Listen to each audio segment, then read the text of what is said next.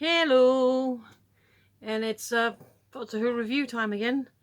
And no, I haven't had a haircut, although it does look kind of cute like that, doesn't it? But nope, it's just tucked in. Um, so yeah, can you hear me? Um, Sorry, sliding. Yeah, though this one was good. This was a. I didn't dislike last week's. As another reviewer put it, like any episode that would have followed the Fugitive of the Jejune was going to be a big, kind of drop down.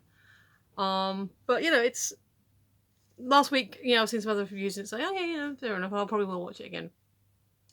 This week though is a step up from last week. It definitely felt excuse me. Definitely felt like a stronger, more cohesive, and honestly more tense episode. So last week from the teaser, I thought it was a gothic horror, like a period piece, and there is actually a cold opening that starts in 1380. It's like 14th century Syria, Aleppo, which I'm not sure if it's the name of the actual city or just this particular building, but yeah, I think it's the name of the city. Excuse me. And we open on a young woman whose name I've forgotten because I'm terrible with names apparently. But she is like, running through the streets and like knocks on the doors and, oh, you gotta let me in.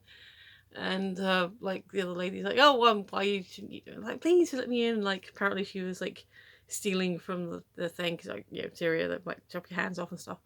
As we find out, it's a hospital. And she's like there because she says to the other lady, like, yeah, I'm here for my happiness, and this doing this makes me happy. And we have this she's like, all right, I'm gonna go to, like, you should go to bed. Like, yeah, but if you warned everyone, you made sure everyone's safe. And he's like, oh, you're just being silly. I said, no, I'm not. Like, sleep will help you better. I was like, no, sleep makes it worse.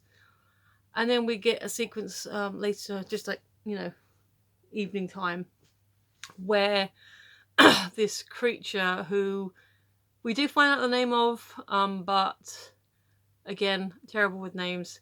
But essentially, if you've ever played Temple Run, it's a mobile game, and there's this like giant simian creature, like it's a big gorilla with like a skull head and big arms.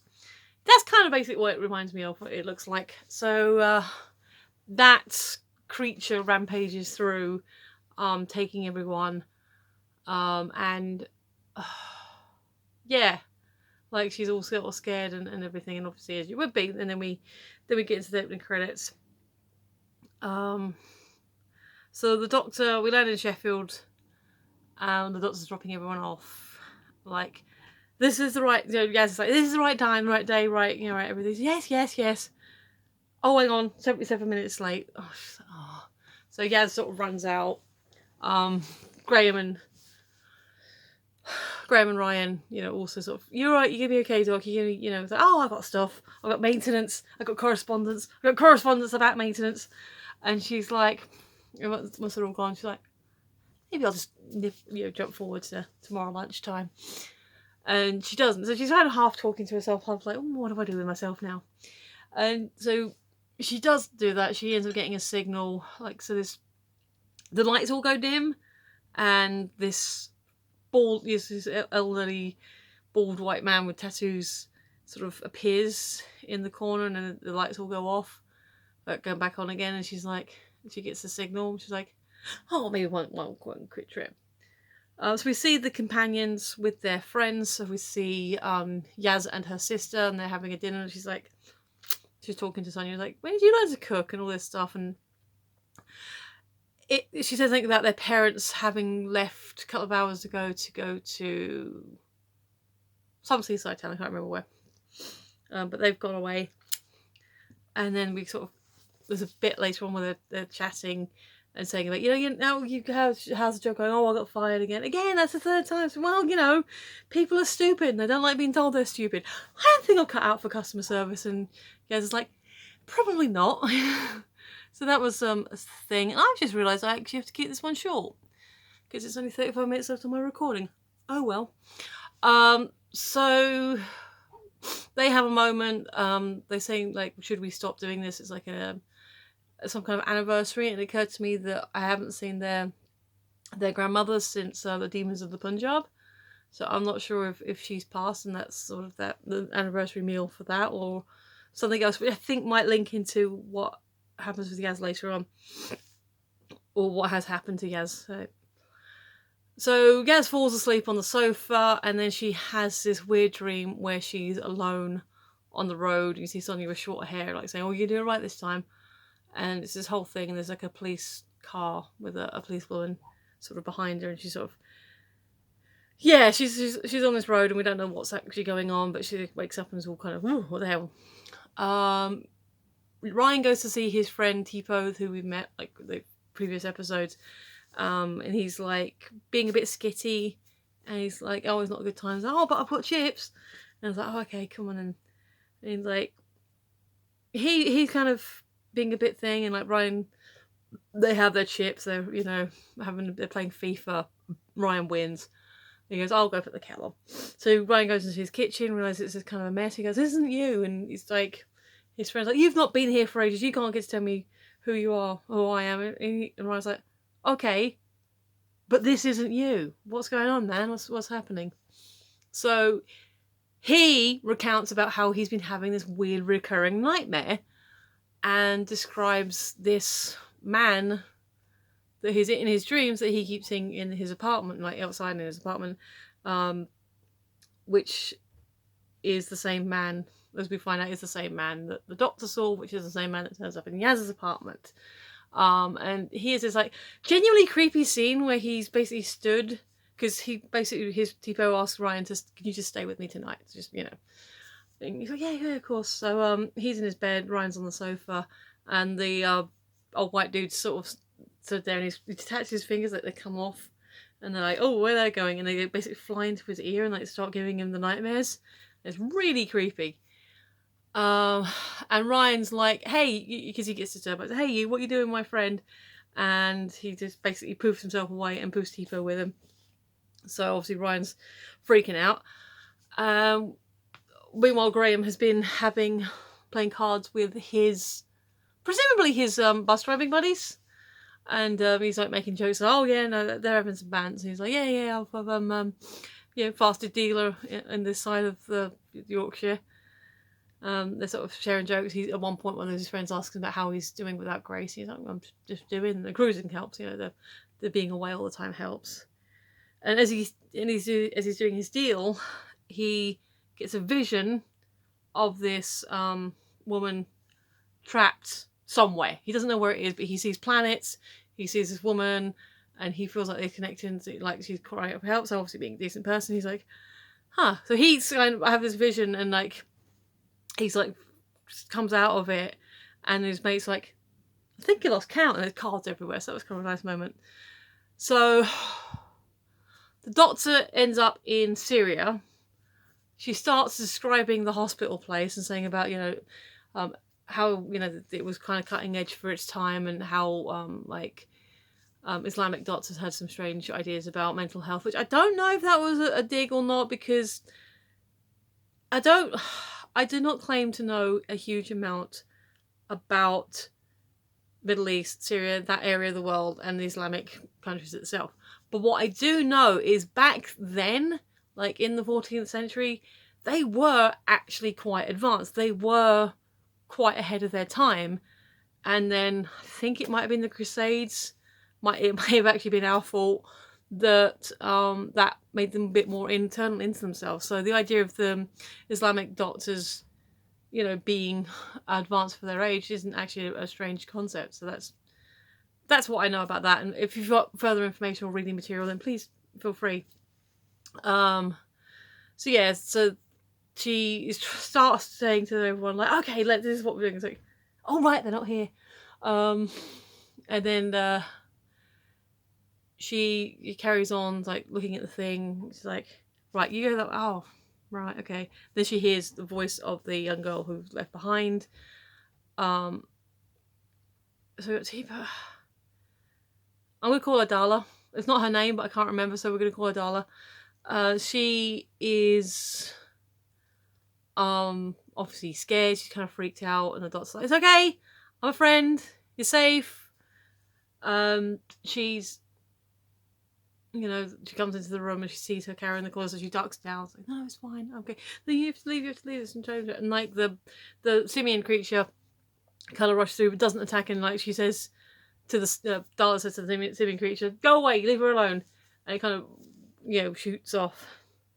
And as the doctor's basically taking Darla with her to look, "Well, help you find your friends." How many people were here, by the way? Like, oh, 10, 12. I'm sorry, I think they've all gone. Why? Well, how long have you been here, may I ask? And she's like, "Oh, that's personal." No, I mean, it's not too personal. Wait, it is personal, but yeah. And it turns out that Darla's been there for a few weeks, but she witnessed her parents being killed, and then like was, you know, had a journey to get from where she was to where she is now, and that they basically the hospital took her in because, you know, she's got issues. So yeah, so she's like, "Okay, look, you're gonna have to come with me. It's a bit weird, but I'll explain." As they're going back towards the TARDIS, she notices some scratches and plucks the hair out of them. She's, they did leave something behind. Okay, because when she tried to scan the area, she couldn't see the Sonic wasn't getting anything. So she takes her into the TARDIS. Everyone calls and says, "This has happened to me. This has happened to me. This has happened to me." And she's like, "Right, conference call. I'm picking you all up. I'm bringing a friend. I'll explain later." So they all recount their experiences. The doctor says to, this is quite a funny scene, says to Graham, "Right, so these 2 planets, do you know where they were?" Like, "Oh," he said, "Oh yeah, get me a map of the, an A to Z of the universe, and I'll be able to point." "No, I don't know where they are." So she hooks him up to the, psychic circuits, the telepathic circuits on the TARDIS. And, you know, it's like, "Okay, well, is this going to hurt?" "No, maybe, a little bit, possibly." She does the thing, he's like concentrating on the image, and they end up on a platform, like, of some description, like some observation platform, because originally not sure what it is. It can't be a spaceship, because Yaz is like, "Do you even know where we are?" She's like, "About half a galaxy from this place. Like, you know, this is really remote. Like, there's no one here at the moment. There's no reason for this place to be here." And they're like, "So we're definitely here. It's definitely a place." And Graham's like, "This isn't actually what I saw." But then they kind of see an observation window or screen, and Graham's like, "Oh yes, no, this is what I saw."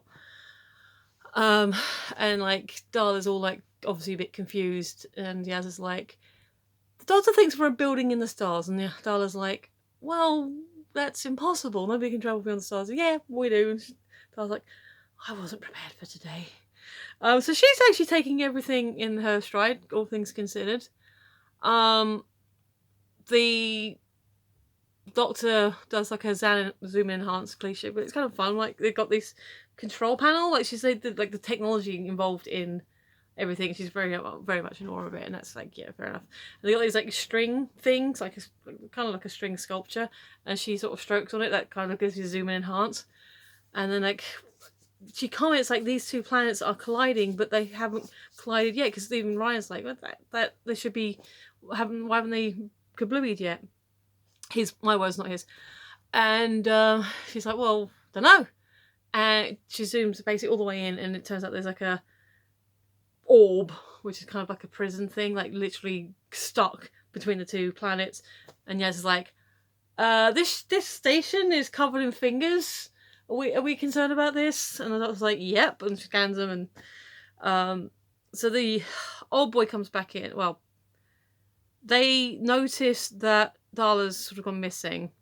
So the companions find Darla. She's like looking. She's found this other room, and her simian nightmare creature is in it. And the old man's like there, says, "Ah, you created this creature. You know, well done, very thing." So they all try and defend her. They all get knocked out, and then we get into each of their nightmares. So we see Yaz on the road again. We see Ryan and Tipo, and Tipo's an old man, and he's like, "What happened, man?" So I waited for you, but you never came back. He's like, "Why is everything on fire?" I said, "It's the Earth. You weren't here, and it's all gone wrong." He's like, "Oh," and then Graham's nightmare. We see Grace again.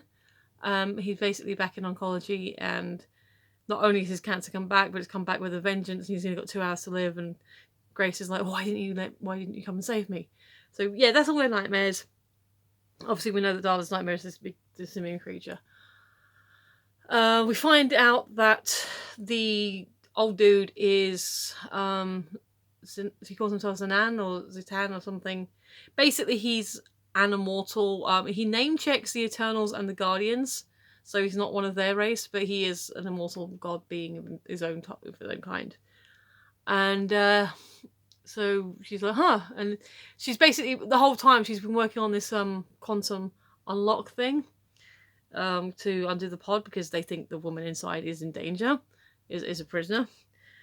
And sorry, Greg.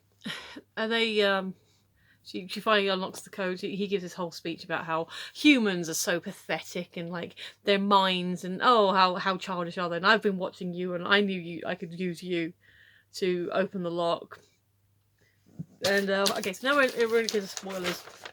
So turns out the female is his companion god. Basically, they're going around the universe causing great chaos, and it actually goes into this really, because they manage to trap the Doctor as well, because she notices that she's talking to herself, which means the companions are in trouble again. So she's like, oh, right, where are they gone? That's when we have this whole conversation. But they managed to knock her out as well, and they're explaining who they are. And it actually cuts into this really well animated sequence, basically explaining how they're these immortal beings. They saw these 2 planets. They decided to see who could destroy each planet first. So they set the people against each other in like wars, devastation, and eventually the people's like initially just on the planets themselves, and then against each planet against itself, against the other, and eventually the people got together and they revolted. They rejected the gods, set the planets against each other, so they themselves created the collision and had created the prison for the female. We never find out her name. So yeah, that was a really kind of a cool sequence. And I like it when like stylistically things are mashed up. So they kind of trap the Doctor. She starts having a nightmare about the timeless child again. But then she kind of wakes herself up and she's like, "Oh, you think you can hold me?" And she manages to bump the Sonic out of her pocket and catches it and lets herself go and everyone else go, and like pulls the finger out of her ear. It was all very creepy imagery. It's all really kind of frees everyone else. Meanwhile, they've all gone to Earth because like they were having this discussion about those things you showed me. Like, oh, that was delicious, because like it wasn't just feeding her the nightmares, it was feeding her the pain, which apparently, because I guess somewhat sadistic goddess, that's what she likes. So they have this whole thing about, let's go to Earth and let's just take the entire Earth. And she's like, no, let's just take a few. We could play with this planet for eternity. All very creepy, very effective, and very well done.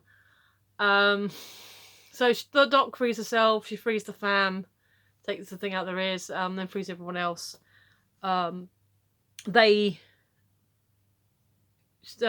sees the simian creatures in the cage, and the Doctor said, right, you created them. These are your nightmares. That's why it didn't attack you, because it couldn't. You can control it. Like, she has this great line, like the Doc's, Graham's like, come on, Doc, you've got to have a plan. It's like, I've got millions of plans. It's like, you want a plan, come to me. Knowing which one will work, that's the issue. That's the trick. Fair enough. I'm going to have to go faster on this, because like I said, I'm running out of time. So she forms a plan. She gives Darla a pep talk saying, this is your nightmare, you can control it. She takes this orb control thing with her, and essentially they go back to Syria. They send a signal for the creature, basically Zatan hears it and says, "Oh, ooh, it's the nightmare creature. It's crawling across the way." So they go to Syria as well, and then essentially with Darla having control of the creature now, they trap it. They use it against her. They trap the gods in the orb, so they're both in the prison now with the simian creature. So that's they're now in that bubble with the creature feeding on their fear that they're now experiencing for eternity. So couldn't happen to a nicer guy and gal. Yes, they bring everyone back home. They thank Darla for help. Said, right, let's get everyone out of the jacuzzi, which I thought was a fun throwaway. And then so everyone goes back home. We find out what was with Yaz on the road. Short version, she was having a bad time. Like her grades were slipping, getting bullied at school, and the police woman that we saw basically says to her, "Hey, look, it's not all that bad, and okay, you don't want my advice. How about hard cash?" And bets her like, "Okay, in 3 years, if your life hasn't improved, I'll give you £50. But if it has, you come find me and give me 50p. Come on, you can't lose." So Yaz looks her up and gives her. She's like, "Oh," he's like, "Oh, you probably don't remember me." And Mum goes, "Yasmin Khan, of course I remember you." She's like, "I've got something for you," and she holds out her hand. It's like 50p. So, want to come in? So they have a little catch up. Ryan catches up with Tipo, and I guess it has a thing like he has like depression or something. It's never said in so many words, but he's like he's struggling. I think it kind of does because Ryan says, "Oh, I've been thinking about this. I've got a solution for you, and you can't say no." And then we see him with just in a small flat or a room with like 3 other men, and he's basically talking about how like he has like bad days, like sometimes a whole series of bad days, and like sometimes he'll go out to try and get help, like not necessarily get help, but he'll go out to do some groceries just so he can chat to the cashier, just to have some human contact. And then it's a self-serve store, and they're all laughing as, "Oh, it's not just me." So that's kind of sweet, and so he's getting some help. And then Graham says to the doc about being concerned about his cancer coming back, and like, what was the joy to tell? And he basically said, "Yeah, it's fine. All my checkups are fine. Everything. The doctors are happy with me, but you always live with that shadow." And she's like, "This is where I'm supposed to say something reassuring." Still a bit socially awkward, so I'm gonna slowly go to the console, and then in a minute or so I'll think of something I should have said. He's like, "Yeah, okay then." Yaz and Ryan are chatting about how long is this going to last? Our friends are aging and changing around us, and we're going to be different, and like, but we're in different time streams basically. We're all changing around them. And Yaz is like, "I don't know, the doc said we'll be different after all this. Just see how it happens. Like, one day we'll stop travelling with her." And so they're kind of having a moment, and then the doctor comes around the corner and says, "I've got it! Frankenstein!" Which does seem to lead into because the teaser trailer is the teaser trailer the next week does look more like it's actually going to be like a gothic horror, because they're like, "Right, let's write a ghost story." So that looks kind of going to be interesting. So I don't know if it's actually going to feature Mary Shelley, but it's definitely got kind of creepy house vibe going on. So yeah, that's basically it. The docs like the console, and they're all like looking at each other. Go, "Okay, let's go next adventure." So yeah, companion wise, everyone kind of gets a moment. Yaz gets some, because everyone said about Yaz being the least fleshed out of the companions, and she gets a bit of background and something here, and it's quite nice. Everyone gets a moment, like I said, Ryan in his friend, because like when his friend's talking to him about like, "Oh, if I tell you my problems, you promise not to laugh." And he's like, "I can't promise that." And he tells him about the nightmares. And Ryan says, "What day? That is creepy." He said, "No, you're laughing." He said, "Look at me. Do I look like I'm laughing? I've seen some stuff." And I was just thinking in my head, yeah, if this wasn't on at 7 o'clock on a BBC, you'd be saying shit. Yeah, no, this was just really, really good. The guest cast, like I said, mostly we had Darla, and yes, I know that's not her name, but I could not remember her proper name. And then obviously Zatan, Tipo, and the the goddess. All really good. Nice to see sort of nod to Grace and like her brief cameo. Yeah, it was really solid. Like, even though it wasn't a gothic horror in the sense of being set, in an old Victorian house and like all candle lit and gas lamp or whatever, it kind of still felt kind of within that, because of some of the nightmare sequences and the tension that was present. It still kind of felt a bit gothic-y. It still felt like this is a kind of old school horror. There were moments I was like, I was edging, I was on the seat. So yeah, I genuinely thought it was a really solid episode. Really interesting. So if you're seeing this and thought, oh, short one, oh, this is gonna be good. No, it's only short because, one, I'm not much sure what else I can say about it aside from, yeah, it was good. And two, because I'm only got 10 minutes left on my recording, so best to undercut than overcut. Yes, honestly, can you hear me?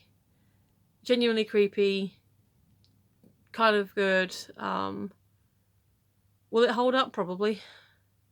Little bit of story arcing with the timeless child. You hear a bit of O Master's voice, like during her nightmare sequence. But I think it's like just a recording of what was said before. Yeah, no, it was a good one. It was definitely a step up from last week, in my opinion. And like I said, last week wasn't terrible. It was just like kind of meh compared to the one before. Yeah, thumbs up. Sorry, that's a grape. Thumbs up. I enjoyed it. And yeah, any more talking is just talking for the sake of it. So thank you for watching, if you have been, especially if you've got to this point. Oh, gotta give a quick shout out to Ralph Ortega, who is my latest subscriber that I know about. Like, I got like alerts like, hey, this person subscribed to you. So hi Ralph, thank you. I'm assuming that you subscribed for the Doctor Who stuff, because I noticed in your profile that you had other Doctor Who videos that you'd liked and were doing. So thank you, appreciate it. And if anyone else watching isn't already a subscriber, there is a button there if you want to click it. That'd be really, really cool. And other algorithmic stuff if you wish to. And as you say, always comment. I know I'm not really responding and actually writing responses back, just because, not that I'm disagreeing with anyone's opinions. And Ginger Cat, I did check out your video last week, so I'll try and check out more of them. Just because I got a busy schedule. Like, I get home from work and I'm just tired. But I do try and acknowledge you and like give you all the likes and thumbs ups and everything. So I do appreciate anyone who does comment. And if you ask questions, I'll try and engage in those, depending on obviously what the question is. So yeah, glad to have you here. It was a good episode. I enjoyed it. I'm gonna sign off now. So thanks for listening. I've been Michelle. You've been watching. I'll see you next time. Bye.